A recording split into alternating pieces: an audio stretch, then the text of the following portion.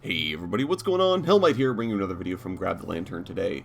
Today I want to talk about the quick gameplay thoughts that Riot posted last week and kind of give my thoughts on sort of what was talked about in there, and generally speaking focusing on the small scale champion updates that they're doing, as I feel like these are a really good way for Riot to sort of introduce new changes and breathe new life into some of their older champions or some of their more problematic champions without doing something like a full VGU or sort of large scale changes, because it's not always necessary. Sometimes you just need to do some of these small updates, especially if the champion looks okay. Xin Zhao, for example, is a champion where I really feel like he doesn't need a VGU. He looks fine. He played okay, but you could definitely tell that his kit was sort of in an older time period of League of Legends where champions just didn't do the things they do nowadays, and he didn't really have some tools to help him compete at high levels of play, or even just in the current ecosystem of League of Legends. So the fact that Riot are kind of saying, yeah, we're going to be doing a lot of these changes is really good to me, as it allows them to both fix some of their mistakes, especially in terms of someone like Tahm Kench, or breathe life into these sort of older champions that need some love. Sona is the biggest one here, and that I will be talking about. But so we're going to be covering the updates here that Riot have planned for Sona,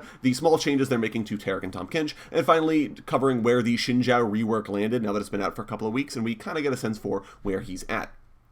Starting off with Sona, like with the Xin Zhao changes, Riot are making an attempt to revitalize Sona, who's a fairly old champ at this point, in a way that will maybe open up new playstyles, but generally speaking make her to feel better to play, especially in the sort of current format of the game. Sona, I don't think, has aged well at all. She was made in a time period where aura abilities were a thing that existed in League of Legends and sort of an accepted part of the game. You had even champions like Zillion or Janna who, by existing on your team, gave your team a bunch of sort of passive benefits, and in general, Sona, there were a lot more items as well that gave out aura benefits, and so Sona was kind of built in that sort of time period with a bunch of these auras that she could hand out to her nearby allies. Now, the problem with that becomes if Sona, a lot of power was tied up in sort of an invisible section of Sona's kit, right? Just by existing, Sona was giving her team a lot of benefit, which sort of had a problem with clarity in that you could look at the enemy team and say, well, they look like they're not as strong as us, but little do you know, they're gaining something like 20 bonus AD and a bunch of extra movement speed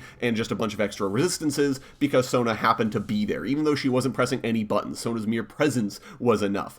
And that's sort of an issue in terms of gameplay design. So Riot's rework was an attempt to sort of preserve that aura playstyle while simultaneously updating her to make less of her power budget about just existing. But the biggest problem they had with that is that Sona in general, just the sort of aura-like playstyle, has issues in terms of its impact on the game depending on how many champions are nearby, right? If Sona's auras feel really good when you have 5 champions nearby and you're sort of able to press W and get a bunch of value out of that, then it's almost naturally going to feel really awful when you're by yourself or when you're with only one champion, because the ability is sort of coded to be up to 5 champions, right? Whereas conversely, if Sona's abilities feel good when she's by herself or with one other champion, then how good are they going to feel when you're giving your whole team those bonuses? So it's a difficult proposition for Riot to balance, and really, I feel like Sona would not have been released nowadays in the state she's at. I really do feel like it's sort of a difficult situation for Riot to be in, sort of difficult place for them to balance out. So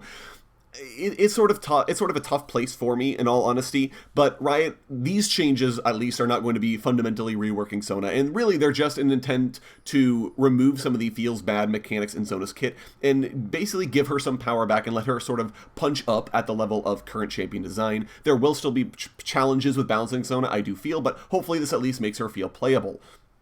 Now, Riot have been pretty coy on what exactly they plan to change, but they do plan to return some power to her and get rid of things like the mana refund she gets when she affects an ally champion with one of her spells. That's going to be gone, so her costs are going to get reduced across the board in order to compensate for that, so at least spell casting on Sona will feel pretty nice.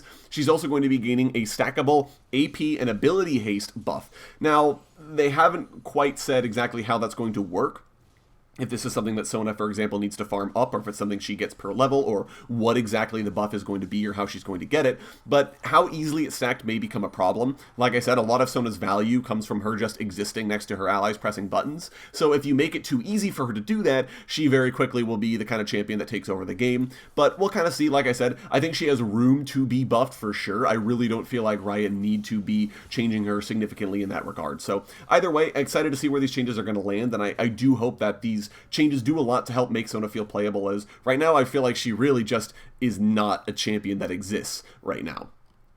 Moving on to the Taric changes. Now, these are really small. Essentially, Taric has been in a difficult spot to balance because of funneling and how good he is at funneling and how well he combos with someone like Master Yi. Master Yi is a champion who's amazing when he gets funneled, and Taric gives Master Yi everything he wants. He's able to give Master Yi invulnerability, which Yi can wait for the sort of wind-up time on Cosmic Radiance with something like Alpha Strike or Meditate to stall out the time until that goes off, and then just go ham from there. He's able to give Yi a bunch of heals and shields. And more importantly, the combination between Master Yi Q and Taric E is nigh unavoidable. If Taric starts casting E and then Yi Alpha Strikes, you're going to get hit by it. There's essentially no possible way around it. And Riot are not a fan of how reliable that makes the ability, as it has a lot of counterplay built into it that is removed by this particular combo. So Riot are trying to make small changes to Taric's E to keep it from being abusable with Master Yi's Q. I'm a little concerned about this, as I like how Taric E currently works. I don't really want any significant changes to him because of how he feels to play, but I do understand that they're trying to change this so they have room to buff Taric and make him exist on his own rather than existing as sort of a Master Yi enabler champion. I could see them forcing Bastion's buff to drop off a champion if they go untargetable, which would negate the QE combo entirely. It would have some adverse effects with things like an allied Fizz pressing E or going into Zhonya's Hourglass, for example, but I feel like there are a lot of different ways that Riot could go about this that would potentially make it work, so we'll kind of see what they end up doing, but I do hope that they at the very least don't make it a sort of power negative change for Taric, because I do think he has some room to get some power back. Hopping on to the Tahm Kench changes. Now, these have been promised literally years ago, but they're still waiting on the art and VFX support in order to finalize these changes. Hey, you guys remember that video I made when I said that that was the biggest bottleneck? Well, here's evidence right there. The only reason we don't have the Tahm Kench rework out yet is because Riot are waiting on art. So either way, that's sort of beyond the point here, but essentially the issue here is that Tahm Kench Devour is so strong that it is his ultimate, more or less, and so it's already on an ultimate level cooldown. It's been nerfed time and time again, and it's still the biggest reason you play Tahm Kench because of how powerful it is at just negating the enemy team's ability to kill your AD carry or even meaningfully interact with your AD carry. Even getting it once per wave just means that Tahm Kench doesn't care about a hook landing on his AD carry or a binding landing on his AD carry because he can just eat them and run away with them and then they're safe. And it doesn't feel good for Tahm Kench to use because that's essentially the only thing he ever gets to use if he's played at high levels. And it doesn't feel good for anyone playing against Tahm Kench because it's sort of like, wow, this champion's only reason to exist is just to prevent us from having fun in this game. So swapping Devour to his ult, which is similar to how Riot handled Diana and Moonfall, which is another super powerful ability on a basic ability cooldown that they swapped over to the R and said, this makes a lot more sense. So swapping it to his ult will allow them to give Devour a reasonable power budget, given that it will be an ult, and especially since it will no longer be a 2 or 3 times a team fight ability, it really means that they can amp up Devour and make it feel super impactful when it is used.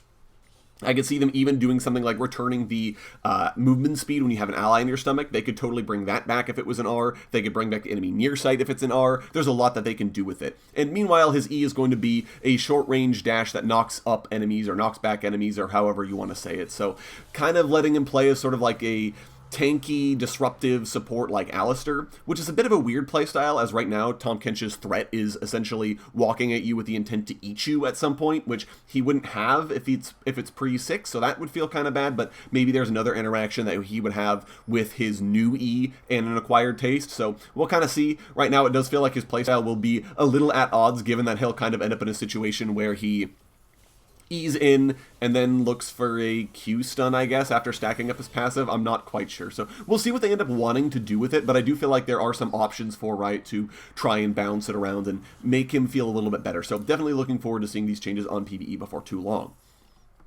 Finally, going on to our Xin Zhao retrospective here, I really feel like this has been hugely impactful for Xin Zhao. He feels like almost a new champion at this point, and he definitely feels like the kind of champion that has a lot going on with him again in sort of different ways of approaching situations. Beforehand, Xin Zhao really was just a face mash champion. You sort of saw enemies, you hit every button on your keyboard, and maybe you won, maybe you didn't. Whereas Xin Zhao now has a lot more thought process in how he wants to use his buttons. It's possible to walk into lane, W an enemy champion, and then walk at them thanks to the slow, and then if they flash or dash, then you have your E to follow them from a tremendous range. And the E dash range is huge, guys, absolutely massive. It makes him feel a lot like Lee Sin, sort of W-E-ing his way through the jungle, over walls and getting to camps he ordinarily wouldn't be able to get to, which is super nice. It gives him a tremendous amount of follow-up potential if he has the ability to sort of get on top of an enemy champion and auto-attack them, and if they flash or dash away, but they're still challenged, then Xin Zhao has the ability to follow them up with this E-dash from a tremendous range. Yes, he did receive some small changes to make him feel slightly worse in some regards, but, like, in general, like, these changes were sort of understandable, and I feel like it's not a bad place where they're at right now. The E-dash is slower, but that feels fine because the extra range is so big. The R duration is technically down, but honestly, the biggest thing I felt with the R is that you never really were able to just sit in your R and auto-attack enemy champions. Like, that never happened with Xin Zhao. So, honestly, it feels like his R duration got buffed because of this, and it doesn't mean that the R being used in sort of a defensive situation feels a lot better to use because you don't have to worry about the sort of power budget of being in combat and getting a longer duration. You can sort of press R and then not worry about it because you're going to get to benefit from the sort of longish duration that it's got. So in general, super big fan of this rework, and if I like this rework a lot, then I'm really sort of excited to see where Riot end up taking Sona, or potentially other champions after that. But anyways, let me know what you guys think of any of this down in the comment section below, especially if you have sort of a wish list for Sona changes. I would love to hear your guys' thoughts, especially about the Sona, because I don't really know what Riot should do to fix her, but if you guys have sort of a, ideas, or if you're a hardcore Sona main, let me know what you think down in the comments, especially what kind of problems she has. If you enjoyed today's video, go ahead and leave a like, and if you really enjoyed today's video, consider subscribing. I upload a video every Monday, Friday, and on patch days as well. Once again, thank you guys so very much for watching. I do appreciate it, and I'll talk to you all later.